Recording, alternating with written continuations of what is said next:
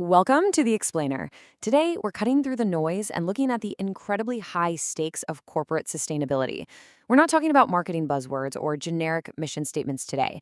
We are looking at the hard, verifiable data where environmental, social, and governance compliance directly intersects with corporate finance. And more importantly, we are going to dive in and discover 5 ESG mistakes that can absolutely destroy your brand, looking exactly at where major companies got it wrong and how it cost them millions. Okay, let's dive into this massive number right here, $130 trillion. Yes, trillion with a T.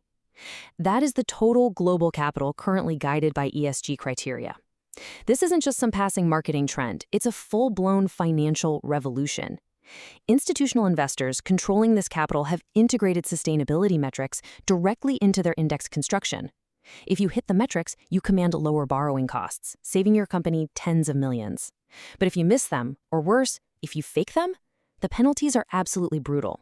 Here is our roadmap for today. We'll start by defining this new era of strict liability, then we'll count down 5 critical errors that have cost major brands dearly, and finally, we'll pivot to how your organization can actually win the ESG era and turn compliance into a massive economic opportunity. Section 1, the era of strict liability. With European Union's new CS3D mandate and the SEC's finalized climate rules, global regulatory expansion is here. The days of voluntary marketing fluff, yeah, they're officially over. That brings us to our first case study. Mistake number 1, incomplete disclosures, specifically omitting key real-world operational limitations. Now, what's really interesting here is the stark contrast between corporate claims and reality. Keurig Dr. Pepper stated in SEC filings that their single-use K-Cups could be effectively recycled, simply because they were technically made of a recyclable polypropylene plastic.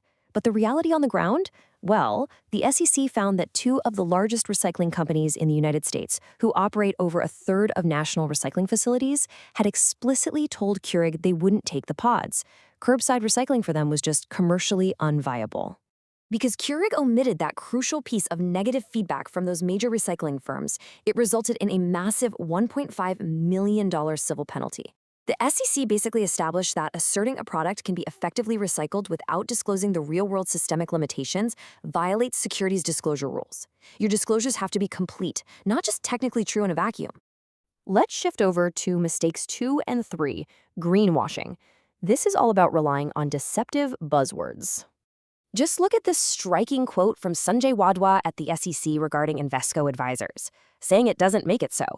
Invesco got hit with a $17.5 million fine because they falsely claimed to clients that up to 94% of their assets under management were ESG integrated. The reality? A huge chunk of that was just passive ETFs that didn't follow an ESG index at all. And this perfectly mirrors the landmark case against DWS Group, who faced nearly $50 million in penalties across the US and Germany for claiming ESG was an integral part of its DNA while completely failing to actually implement its own global policies. In the retail space, those vague buzzwords are just as dangerous. Kohl's and Walmart faced a $5.5 million settlement for marketing their textiles as environmentally friendly bamboo. The surprise? They were actually made of rayon. That's a semi-synthetic material born from a highly toxic chemical conversion process. Turns out you can't just slap a bamboo label on chemically altered fabrics and call it a day. Moving right down our countdown, we arrive at mistake 4, missing internal policies and lacking basic controls. Take WisdomTree Asset Management, for example. They marketed ETFs as following an ESG-aligned strategy that strictly excluded fossil fuels and tobacco. But look at what they unintentionally invested in: natural gas extraction, coal mining, coal transportation, and tobacco retail distribution. I mean, how does an ESG fund accidentally buy coal? By blindly relying on third-party data vendors without having written internal procedures to audit the screening process. That one missing control cost them a $4 million SEC fine. This brings us to the final and, frankly, most devastating mistake: hiding catastrophic risks and concealing operational dangers. Let's move to and see how this builds, tragically, in the case of Brazilian mining giant Vale S.A. In 2016, the company began manipulating multiple dam safety audits. Prior to 2019, they actively misled local governments and investors by obtaining fraudulent ESG stability certificates for their dams.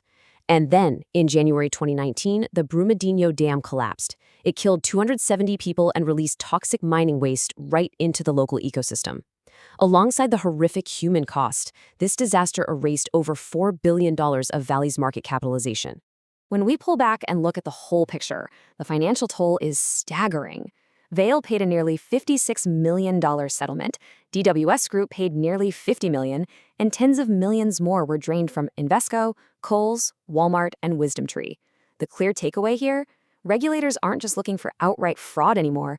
They are aggressively punishing missing controls, omitted data, and deceptive marketing. But hey, it's not all doom and gloom. Let's pivot and look at winning the ESG era and actually finding economic opportunity in all of this. So the crucial point is understanding this distinction: carbon credits versus EPR credits. EPR stands for Extended Producer Responsibility. These are strict regulatory obligations requiring businesses to manage the end-of-life impact of the products they introduce to the market, like e-waste. Confusing these mandatory regulatory requirements with voluntary carbon offsets is a fast track to failed compliance audits and greenwashing charges. This vividly illustrates how tech giants are tackling those EPR mandates differently. Apple uses a highly centralized, automated robotic strategy, relying on robots like Daisy, though their seal designs do restrict third-party repair. HP relies heavily on adhesives, which actively inhibits easy disassembly and recycling.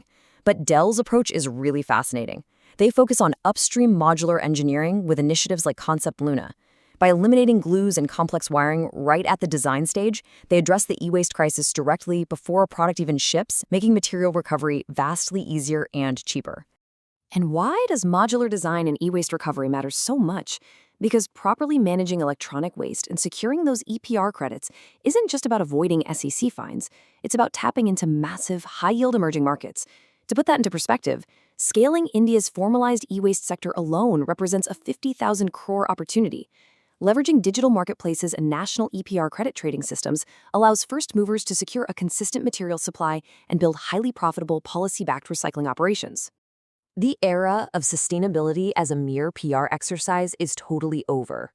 Environmental sustainability is now a core, heavily regulated driver of financial performance, which leaves us with one final critical question to ask yourself as we wrap up this explainer.